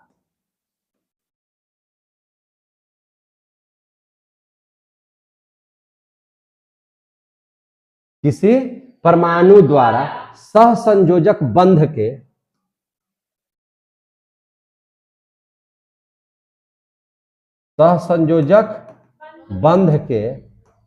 समझ में आ रही है ना बात है, सहसंयोजक बंध के इलेक्ट्रॉन युग्म को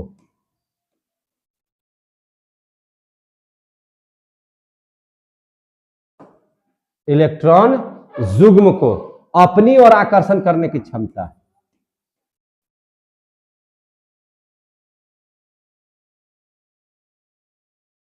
अपनी ओर आकर्षण करने की क्षमता, अपनी ओर आकर्षण करने की क्षमता क्या कहलाती है, विद्युत ऋणात्मकता कहलाती है।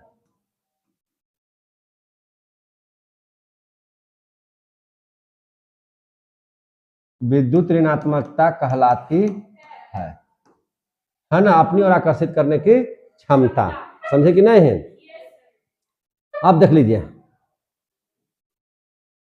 वर्ग 15 में जब आप ऊपर से नीचे आइएगा, वर्ग 15 में ऊपर से नीचे आने पर जो विद्युत ऋणात्मकता का मान है क्रमिक रूप से क्या होते जाता है, घटते जाता है। क्रमिक रूप से क्या होते जाता है, घटते जाता है, क्योंकि परमाणु का आकार बढ़ने के कारण नाभिकीय आकर्षण जो होगा, जितना दूर होगा तो उसका नाभिक की ओर आकर्षण कमते जाएगा। नाभिक आकर्षण क्या होते जाता है, घटता रहता है। समझे कि नहीं। और जितना नजदीक रहेगा उसको तानने की शक्ति ज्यादा होगी। जैसे मान के चलिए आप देख रहे हैं, जैसे हम ए और बी देख रहे हैं, ए से बी बना कोई पदार्थ, तो यह सहसंयोजक बंधन द्वारा बना। कैसे बना, सहसंयोजक बंधन द्वारा बना। तो इलेक्ट्रॉन के तरफ इसका आकर्षण, अगर ये नजदीक है तो इसका आकर्षण ज्यादा हो जाएगा। समझे कि नहीं। या कोई ए और बी बना और इसका जो है अगर यहाँ पे है तो इसका आकर्षण इधर की ओर ज्यादा हो जाएगा कि नहीं हो जाएगा। तो यानी कि जो नजदीक रहेगा नाभिक से उसका आकर्षण थोड़ा ज्यादा होगा, और जो जितना दूर होते जाएगा नाभिक से उसका आकर्षण क्या होते जाएगा, कमते जाएगा। यही बात बता रहे हैं कि वर्ग 15 में, कहां पे, वर्ग 15 के जितने भी तत्व हैं वर्ग 15 में ऊपर से नीचे आने पर, ऊपर से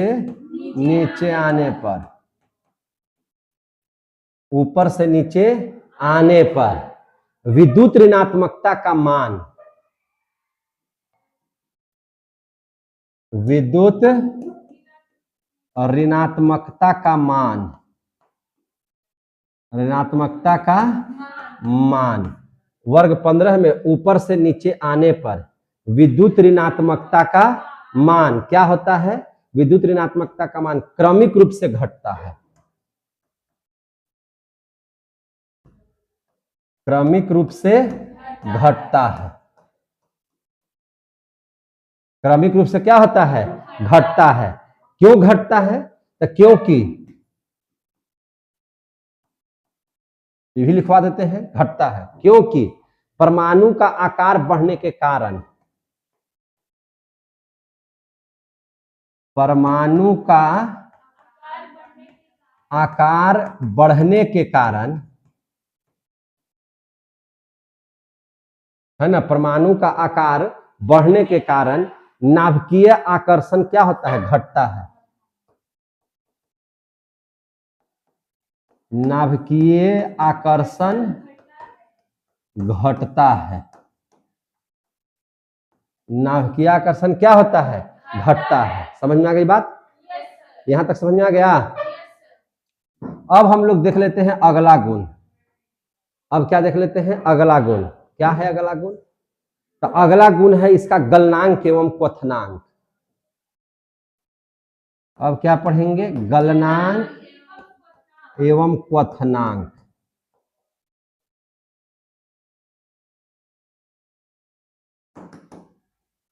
क्वथनांक समझे कि नहीं?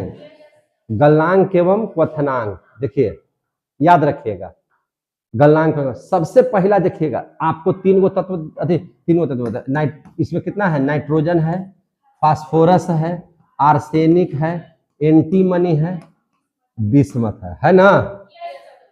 तो सबसे पहले जैसे जैसे आप जाइएगा इधर, वैसे वैसे कुछ दूर तक गलनांक और क्वथनांक क्या होगा? बढ़ता है। यहां से यहां तक क्या होता है? हाँ, बढ़ते हैं।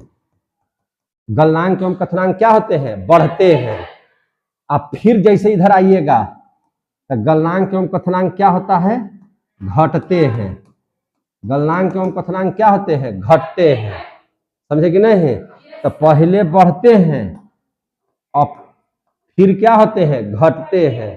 फिर क्या हो जाते हैं? घटते हैं। तो याद रहेगा, तो गलनांक एवं क्वथनांक पहले क्या होता है? बढ़ते हैं और फिर क्या होते हैं? घटते हैं। समझ में आ गई बात? अब आ जाइए संयोजकता के बारे में। अब किसमें आ जाइएगा? संयोजकता के बारे में। तो ध्यान से समझिए संयोजकता के बारे में। देखिए ध्यान से, संयोजकता के बारे में ध्यान से देखिएगा। क्या देखिएगा कि बाहरी कक्षा में 5 इलेक्ट्रॉन होने के कारण, सबके बाहरी कक्षा में क्या है? 5 इलेक्ट्रॉन। और संयोजकता किसे कहते हैं? The combining capacity of an element is called valency. जैसे देखिए, जब किसी कक्षा में 1 इलेक्ट्रॉन है बाहरी कक्षा में, तो उसकी संयोजकता 1 हो जाएगी। किसी की बाहरी कक्षा में 2 इलेक्ट्रॉन है तो उसकी संयोजकता 2 हो जाएगी। किसी के बाहरी कक्षा में 3 इलेक्ट्रॉन है तो संयोजकता 3 हो जाएगी। किसी के बाहरी कक्षा में 4 इलेक्ट्रॉन है तो संयोजकता 4 हो जाएगी। तो संयोजकता 0 से लेकर के कहां तक होता है? 4 तक। 5 नहीं होगा। अगर किसी के बाह्यतम कक्षा में 5 इलेक्ट्रॉन है तो वो 8 में से 5 घटा दीजिए तो उसकी संयोजकता हो जाएगी -3। किसी के बाह्यतम कक्षा में 6 इलेक्ट्रॉन है तो उसमें से 8 में से 6 गया 2, यानी कि उसकी संयोजकता हो जाएगी -2। समझ में आ रहा तो बोलिएगा। किसी का बाह्यतम कक्षा में 7 इलेक्ट्रॉन है तो संयोजकता हो जाएगी 8 में से 7 गया -1। और जितना भी 18 वर्ग वाला जो तत्व देख रहे हैं उसकी संयोजकता कितने? तो बाह्यतम कक्षा में 8 इलेक्ट्रॉन होता है तो 8 में से 8 गया 0, तो उसकी संयोजकता क्या हो जाएगी? 0। तो उस संयोजकता क्या होता है? 1 से 4 तक, और फिर 4 के बाद 3, 2, 1, 0। समझ में आ रही है बात ना? तो ये हो जाती है उसकी संयोजकता। तो संयोजकता वही लिख रहे हैं। तो संयोजकता क्या है? तो इसमें देखिए ध्यान से, बाहरी कक्षा में कितना इलेक्ट्रॉन है इन सभी का? तो 5 इलेक्ट्रॉन है। कितना कितना इलेक्ट्रॉन है? 5 इलेक्ट्रॉन है। इनकी सबकी संयोजकता कितनी हो जाएगी? 3। 8 में से 5 गया 3। क्लियर हो गया कि नहीं हो गया? अब देख लीजिए ध्यान से, वर्ग 15 के सभी तत्वों में, है ना, सभी तत्वों के बाहरी कक्षा में कितना इलेक्ट्रॉन होता है? 5 इलेक्ट्रॉन। 5 इलेक्ट्रॉन होने के कारण, 5 इलेक्ट्रॉन होने के कारण, समझे कि नहीं? इनकी संयोजकता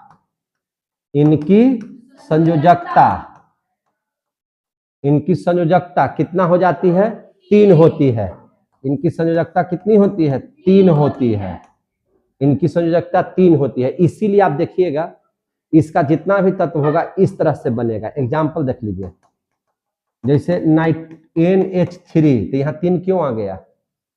क्योंकि इसकी संयोजकता कितना है? 3 है। समझ में आ रही है बात है? आप ले लेते हैं PCl3, तो इसकी संयोजकता कितनी हो जाएगी? 3। कितनी हो जाएगी? 3। अब देख लीजिए, अगर आप नाइट्रोजन को छोड़ दीजिए, नाइट्रोजन को छोड़ दीजिए, तो इसके जितने भी तत्व हैं और यानी कि फास्फोरस, आर्सेनिक, एंटीमनी और बिस्मथ, ये सब 5 संयोजकता मैंने एन को छोड़ करके, समझे कि नहीं, सभी तत्व 3 संयोजकता ही नहीं 5 संयोजकता दर्शाते हैं। एन सिर्फ 3 ही संयोजकता दिखाएगा, बाकी ये सब 5 संयोजकता भी दिखाएगा। काहे दिखाएगा? इसका भी कारण समझ लीजिए, समझा देते हैं।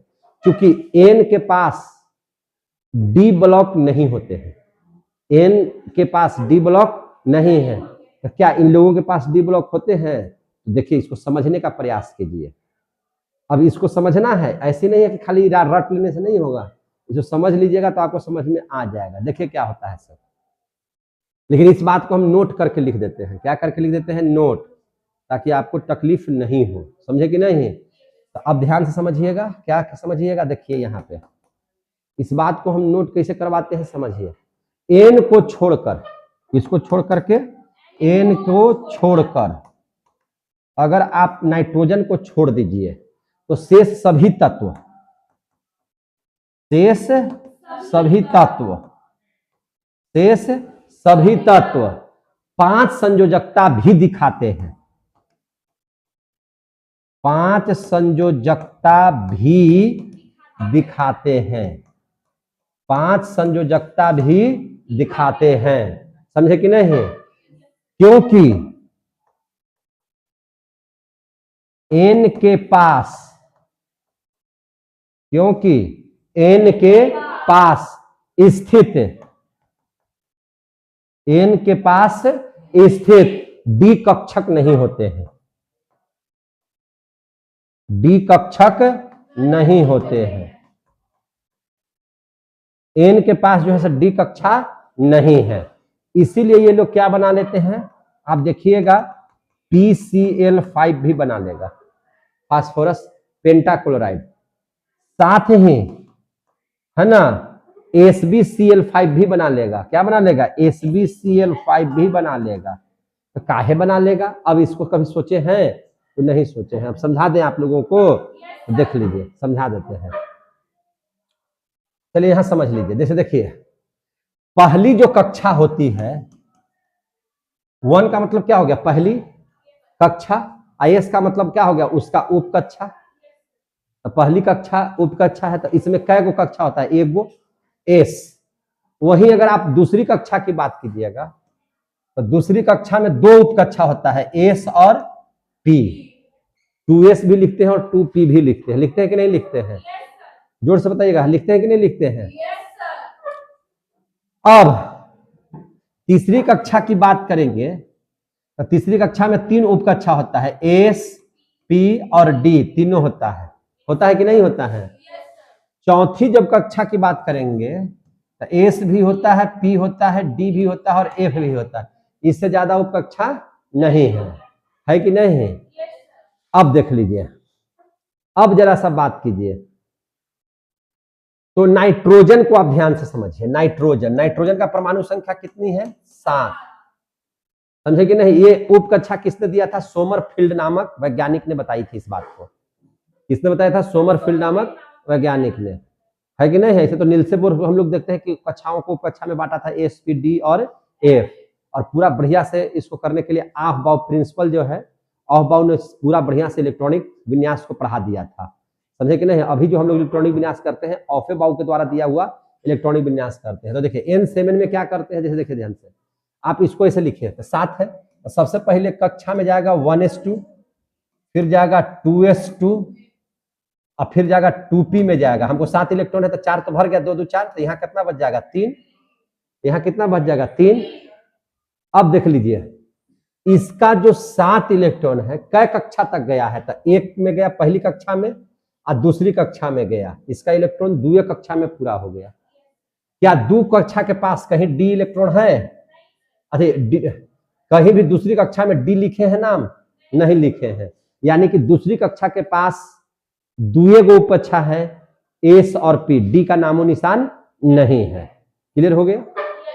अब जरा फास्फोरस को ले लीजिए। फास्फोरस का कितना होता है? 15। फास्फोरस का कितना होता है? 15। तो 15 होता है तो आप कैसे लिखिएगा? पहली कक्षा में 2 इलेक्ट्रॉन, दूसरी कक्षा में 2 इलेक्ट्रॉन एस में, और इसमें दूसरी कक्षा के पी में अगर जाएगा तो इसका 6 इलेक्ट्रॉन, 6 2 8 2 10। अब जाएगा इलेक्ट्रॉन तीसरी कक्षा में, तो तीसरी कक्षा के एस में जाएगा, और एस के पास कितना इलेक्ट्रॉन है? 2। एस के पास कितना इलेक्ट्रॉन है? 2। तो हमको हो गया 6 2 8 2 10 और 2 12 गो। अब जाएगा तीसरी कक्षा के पी उप कक्षा में, तो तीसरी कक्षा के उप कक्षा में जाएगा, हमको 15 को चाहिए था, 2 2 4 6 10 2 12, तो यहां हो जाएगा 3। हो गया इलेक्ट्रॉनिक विन्यास। ध्यान से समझिए इस बात को। अब यहां पे समझिए, इसका भी डी में गया इलेक्ट्रॉन की नहीं गया? नहीं गया। इसमें भी तो डी में नहीं गया, तो सर 5 संयोजकता कैसे है? तो ध्यान से समझिए, हमने क्या कहा है? हमने कहा क्या है कि दूसरी कक्षा में डी इलेक्ट्रॉन का कोई ऑप्शन नहीं है, लेकिन क्या तीसरी कक्षा में डी ऑप्शन है कि नहीं है?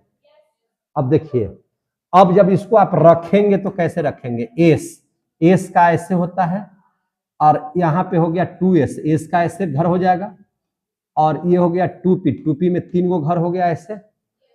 अब इलेक्ट्रॉन को सजाएंगे तो ये तो दोनों इलेक्ट्रॉन को ऐसे ऐसे करके रख लेगा, रखेगा कि नहीं रखेगा? 2s में भी इलेक्ट्रॉन ऐसे ऐसे रह जाएंगे, और 2p3 में 1 2 3 इलेक्ट्रॉन फिलअप हो गए। इसमें देखिए, इसमें क्या स्थिति होता है? यहां पे भी इसी तरह से बनाएंगे, 1s के सामने है तो ऐसे बना देंगे, 2s के सामने है ऐसे बनाएंगे, p है यहाँ पे, इसका 3 गो घर बना देंगे, क्योंकि 6 इलेक्ट्रॉन रखना है, एक घर में 2 इलेक्ट्रॉन रहता है। फिर यहाँ पे एस आ गया तो इसका दो घर बनेगा, एक ही घर बनेगा जिसमें 2 इलेक्ट्रॉन रहेंगे, और यहाँ पे पी है तो इसका इस तरह से घर बन जाएगा। बनेगा कि नहीं बनेगा? अब हम लोग ध्यान से समझिएगा, इसका 2 इलेक्ट्रॉन इधर है तो 1 2, इसका 2 इलेक्ट्रॉन इधर है 1 2, इसका 6 गो है तो 1 2 3 4 5 6 इलेक्ट्रॉन हो गया। फिर इसका 2 इलेक्ट्रॉन है तो 2 इलेक्ट्रॉन लिख दिए, और 3p3 1 2 3, ऐसे नहीं कि पहले 2 को भर लीजिएगा।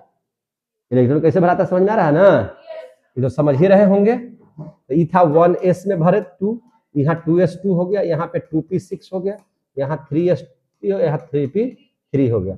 हमें ऐसा नहीं कीजिएगा कभी भी गलती से कि 3 इलेक्ट्रॉन है तो 1 2 और 1 3, ऐसे नहीं। पहले 1 2 3, अब 4 होगा तो फिर यहाँ से यहाँ आएगा, 5 होगा तो फिर यहाँ जाएगा, 6 होगा तो फिर यहाँ आएगा समझ में ना? अब इस बात को समझिए, फास्फोरस का जो है, फास्फोरस का 15 इलेक्ट्रॉन है, अब 15 को हमने सजा दिया, और इसमें डी में गया नहीं, लेकिन 3 कक्षा में डी का ऑप्शन है, तो हम इसको यहाँ 3p3 उसके बाद 3d0 भी लिख सकते हैं, कोई दिक्कत? क्योंकि 3 के पास 3 गो उपकक्षा होता है। तो अगर कभी विशेष परिस्थिति हुई तो होता क्या है कि जैसे देखिए, यही चीज को हम यहाँ पे ऐसे दर्शा रहे हैं। देखिए ध्यान से, कभी कभी उत्तेजना की स्थिति में जब इलेक्ट्रॉन बहुत ज्यादा उत्तेजित हो जाते हैं तो उत्तेजित डी के पास 5 घर बनेगा, 1 2 3 4 5 हो गया ना, है ना? ये हो गया 1s 2s 2p 3s 3p 3d। समझ में आ रही है बात? तो कभी कभी होता क्या है कि इलेक्ट्रॉन है ना उत्तेजित हो जाते हैं। इलेक्ट्रॉन क्या हो जाते हैं? उत्तेजित। जब उत्तेजित अवस्था में रहेंगे तब क्या होगा? तो ये तो जैसे 2 इलेक्ट्रॉन है तो 2 इलेक्ट्रॉन ही भर गया, यहाँ 6 इलेक्ट्रॉन है, भर गया, यहाँ भर गया। अब यहाँ पे ध्यान से समझिए, यहाँ पे क्या है? 3s2 है, तो 3s2 है तो ऐसे लिख दिए 2 गो। अब यहाँ पे 3 है तो 1 2 3 लिख दिए कि नहीं लिख दिए? लेकिन कभी कभी इलेक्ट्रॉन उत्तेजित अवस्था में आ जाएंगे, और जब उत्तेजित अवस्था में आएंगे तो यहां से इलेक्ट्रॉन कूदेगा, यहां से इलेक्ट्रॉन क्या होगा? कूदेगा। यहां से इलेक्ट्रॉन अपनी कक्षा में ये नहीं रहेगा, और यहां से कूद करके यहाँ 3s1 बना लेगा, और सीधा कहाँ भाग जाएगा, यहाँ। कहाँ भाग जाएगा, यहाँ। तो यहाँ हो जाएगा 3s1 और एक इलेक्ट्रॉन चलाया 3d में, क्योंकि इसके पास ऑप्शन है। कभी कभी आप ही लोग एक रूम में आप लोग रहते हैं और लड़ जाते हैं, रूम की संख्या ज्यादा होता है तो लड़ करके दूसरे का रूम में सो जाते हैं कि नहीं, तो वह आपका सामान्य अवस्था हुआ कि उत्तेजित अवस्था हुआ, तो उत्तेजित अवस्था हुआ। काहे हुआ, तो लड़ झगड़ गए, तो लड़ झगड़ गए तो साथ रहबे नहीं करेंगे चाहे जो हो जाए। अब अपना केवाड़ी लगाए और रह गए, रूम नहीं रहेगा तो आप जाइएगा, आपको तो बरियारी रहना ही पड़ेगा। लेकिन इसके पास रूम है, यानी कि डी का ऑप्शन है, तो यहाँ से लड़ा और कूद करके कहाँ भाग गया, यहाँ। तो जो अपने अकेले रहते ये अकेले हो गया, और यहाँ 3d क्या हो गया, 1 हो गया। तो यहाँ पे आया कि नहीं आया, आया कि नहीं आया। तो अब इलेक्ट्रॉन कहाँ पहुंच गया, डी ब्लॉक में। कहाँ पहुंच गया, डी ब्लॉक में। काहे पहुंच गया, ऑप्शन था। यहाँ पे चाहिए करके ऑप्शन बना सकता है, नहीं बना सकता, क्योंकि इसके पास डी का ऑप्शन ही नहीं है दूसरा ब्लॉक में। समझे कि नहीं, मर के हर के सबके यही रहना है, लेकिन ई तो अपना है स्वतंत्र कि तू जहां हमारा साथ नहीं रहना चाहेगा तो हटो, हम यहाँ भागेंगे। आ रहा है समझ में ना। तो यह अवस्था कैसी अवस्था है, उत्तेजित अवस्था है। यह अवस्था कैसी अवस्था है, उत्तेजित अवस्था है। तो नाइट्रोजन के पास नहीं है डी ब्लॉक, तो इसीलिए कभी भी इसका संयोजकता 5 नहीं हो सकता है। लेकिन वही फास्फोरस में है व्यवस्था, तो इसका बाह्यतम कक्षा में 5 इलेक्ट्रॉन 5 कक्षक हो सकते हैं। समझे कि नहीं, मैंने डी 5 कक्षक है, डी ऑर्बिटल हो सकते हैं, इसके पास डी कक्षा हो सकते हैं। समझे कि नहीं, तो इसीलिए यह क्या बना लेता है, PCl5 भी बना लेता है, या कभी कभी आप लोग देखिएगा तो SbCl5 भी सभी लोग बना लेता है, यानी कि 5 संयोजकता भी दिखाते हैं। जब उत्तेजित अवस्था में रहेंगे तो संयोजकता कितना दिखा देंगे, 5। समझे कि नहीं। और ये कब होगा, जब कहीं से इसको एनर्जी मिलेगा तब, जब कहीं से गांव वाला बहकाएगा तब। तो तोरा का सोचला हो, तोरा तो उतना मनी रूम हो, उतना मनी घर हो, जो ना रहना ओकरा में छोड़ दे ना, तो अपने तरफ के तो हो जाता है ना। गाँव वाला बहकाता है तो इसको अलग से कोई एनर्जी देगा तो ये भी कूद के भाग जाएगा। समझे कि नहीं। तो इसको हम लोग क्या कहते हैं, उत्तेजित अवस्था। क्या कहते हैं इसको, उत्तेजित अवस्था। उत्तेजित अवस्था में इलेक्ट्रॉन की संयोजकता कितनी हो जाती है, 5। कितनी हो जाएगी, 5। समझ में आ गया बात है। तो यही बतिया को उसमें हम पहले लिख दिए हैं, सारा चीज इसमें लिख दिए हैं। क्लियर हो गया कि नहीं हो गया। अब हम लोग 10वां देख लेते हैं। ऑक्सीकरण संख्या निकालने के लिए 11th क्लास में भी पढ़े होंगे, 9th क्लास में भी पढ़े होंगे। ऑक्सीकरण संख्या, ऑक्सीकरण संख्या है ना। तो ऑक्सीकरण संख्या क्या होता है, वर्ग 15 वाले में तो +3 से -3 से लेकर के +5 तक, कहां तक, -3 से +5 तक की ऑक्सीकरण अवस्था प्रदर्शित करते हैं। समझे कि नहीं। ये के मतलब क्या, वर्ग 15 के तत्व, वर्ग 15 के तत्व। ऑक्सीकरण संख्या कितना दिखाते हैं, -3 से कितना तक, +5 तक। कहां तक, +5 तक ऑक्सीकरण अवस्था प्रदर्शित करते हैं। ऑक्सीकरण अवस्था प्रदर्शित करते हैं, प्रदर्शित करते हैं। जैसे आप ले लीजिए, मैंने जिसका भी ले लीजिएगा +3 से लेकर के +5 तक रहेगा। समझे कि नहीं। अब देख लीजिए यौगिकों की प्रकृति 11वां में, क्या देख लीजिएगा, यौगिकों की प्रकृति। यौगिकों की प्रकृति के बारे में समझिए ध्यान से।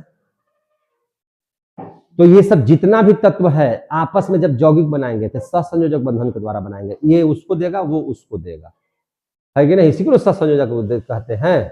अरे प्लस वाला त्यागेगा, माइनस वाला लेगा। समझे कि नहीं। और इस प्रकार से क्या बना लेते हैं, यौगिक। तो ये अधिकतर कैसे हो गए, सहसंयोजक यौगिक बनाते हैं। ये अधिकतर सहसंयोजक यौगिक बनाते हैं, सहसंयोजक यौगिक बनाते हैं। समझ में आ गई बात है। जैसे देखिए ना, आप सूत्र देखिए ना यहाँ पे, तो क्या हुआ, देखिए ध्यान से, क्या हुआ, प्लस है माइनस है, प्लस है माइनस है, बना लिया यौगिक। समझे कि नहीं। तो लेन देन किया ये, है ना। 2 इलेक्ट्रॉन तू दे दो तो 3 इलेक्ट्रॉन हम दे देंगे, ऐसा करके होता है ना। तो उसी को बोलते हैं सहसंयोजक यौगिक। अब हम लोग देख लेते हैं आणविक अवस्था के बारे में। क्या देख लेते हैं,